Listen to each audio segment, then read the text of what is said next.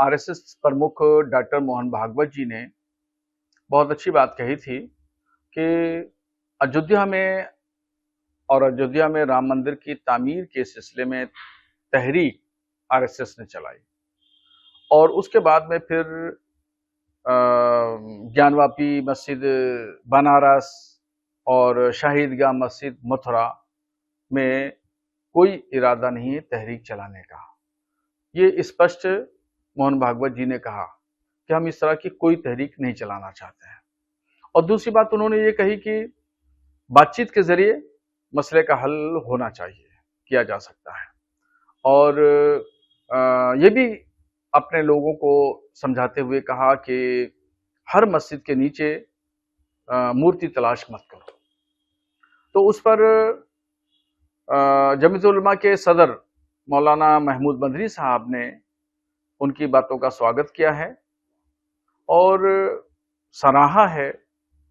और मैंने भी मोहन भागवत जी के बयान की तारीफ की और कहा कि उनका बयान स्वागत योग्य है।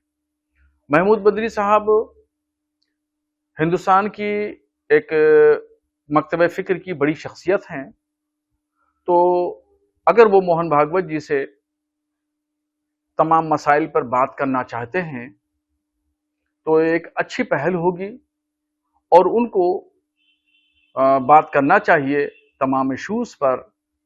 यही मथुरा काशी के अलावा भी और भी जो मुसलमानों के मसाइल हैं, जैसे मॉब लिंचिंग है और एजुकेशन है और जगह जगह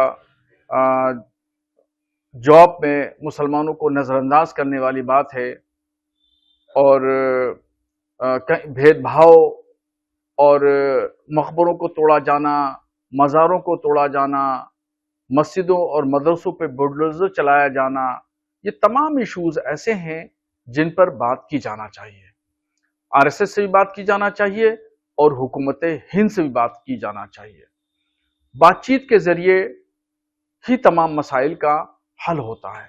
कितने पेचीदा से पेचीदा, मुश्किल से मुश्किल मसले हों, वो डायलॉग के जरिए हल होते हैं। इसलिए मैं मौलाना महमूद मदनी का इस मामले में समर्थन करता हूं। महमूद मदनी साहब ने जो बात कही है कि काशी और मथुरा को लेकर जो है वो टेबल टॉक होनी चाहिए, बातचीत होना चाहिए। मैं समझता हूं कि जब मामला कोर्ट में है तो लिहाजा इसका वेट करना चाहिए कि कोर्ट क्या चीज़ों को एग्जामिन करके क्या किन चीज़ों की निशानदेही करता है। इससे पहले आपने देखा होगा कि आरएसएस के मोहन भागवत साहब ने अभी 100 साल जो मना रहा है जश्न, उसमें उन्होंने एक बात कही थी कि आरएसएस इसमें इन्वॉल्व नहीं होगा, लेकिन जो आरएसएस के लोग हैं वो उसको जो है उनका उस पर अकीदा है, उनका फेथ है, लिहाजा वो आज़ाद है। इससे पहले उन्होंने एक बात कही कि हर मस्जिद में लोगों को शिवलिंग तलाश नहीं करना चाहिए, लेकिन मैं समझता हूँ कि मोहन भागवत साहब के फलसफे को, उनके डिसएग्रीमेंट वे ऑफ टॉक को समझने की ज़रूरत है।